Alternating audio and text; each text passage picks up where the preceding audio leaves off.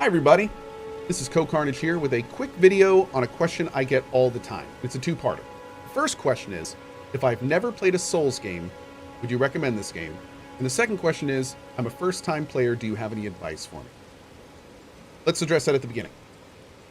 If you have never played a Souls game, is this a good game to try? It absolutely is. This is my favorite Souls game. It's in its own unique world. You don't need to play any previous Souls game to really understand this one, and it is a great starting point for the Souls franchise. Also, its open world format lends to the second bit of advice I'm about to give. Let's go right into that. And the second bit of advice / question is, what advice would you give to a first-time player? And here we go. Now, I'm not going to tell you what build to use. I'm not going to tell you what weapon to use, because part of the fun of this game is really exploring your options, seeing what's out there, and figuring out your favorite way to play. Be it a mage, be it a shield user, a two-hand weapon user, a fast weapon user. There's tons of different ways you can play this game. Incantations, sorceries, all sorts of different things, and they're all a huge amount of fun, and one of them will probably be your favorite. So experiment, try them out, and figure it out. But here is the biggest piece of advice I can give you for this game. This game is huge, and there are parts of this game that are exceptionally difficult. If you get to a point in this game where you have tried something 5, 10, 15, 50 times, and you are banging your head against the wall, don't do it. Unless you want to, of course, and you like the stress. But here's the beautiful thing about this game. Hit the back button on your controller, you get the map. Here is my biggest piece of advice. Whenever you get to a challenge that you've tried a few times and is obviously outside of your reach, you can hit the X button to bring up a marker. I personally select the skull, but you can select whatever you want, and pop it down on your map. Then go somewhere else. That's the beautiful part about this game.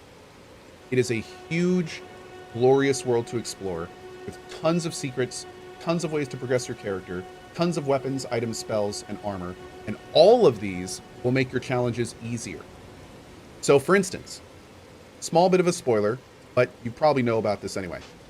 There is a very difficult boss right here.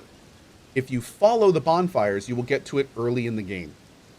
Most players, I would say 90+% of players, and 99% of brand new players will get to this boss and be like, oh my God, how in the hell am I supposed to beat that? Give it a few tries. Try it. But if it gets to a point where it's too hard, pop a skull icon down and just go somewhere else. There are tons of ways to level up, tons of areas you can get to without defeating any hard enemies. These areas have golden seeds, which will give you more flasks. They have sacred chalices, which will make your flask be better. They have armor, they have weapons, they have souls to get, so you can up your vigor, which gives you more health. There are tons and tons of different things to do in this game that do not involve slamming your head against extremely hard enemies until you win.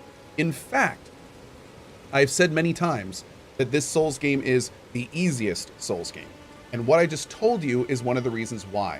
It's because you choose where your challenge lies. You do not have to, like in previous Souls games, go down just a few predetermined paths and get to incredibly difficult bosses, get to a point where you have to beat one of them to progress, and then just be like, you know what, this is I don't want to play this anymore. That's not what this game is about. This game's about exploring. This game is about horizontal progression, which then leads to vertical progression as you up your vigor, as you get stronger weapons, as you get armament upgrades, and you see those pluses go up and up and up on your favorite weapon, and you start doing more and more damage. It is a beautiful open world experience. Take advantage of it. So that is my biggest piece of advice to this game, especially for new players. If you ever get to something too hard, pop a marker down and come back later. I promise you, after a few hours going around and doing other stuff, you come back to these encounters, you will be so much more prepared to take them down. Have fun. Enjoy your time in Elden Ring. Hope this video helps. Good night and good luck.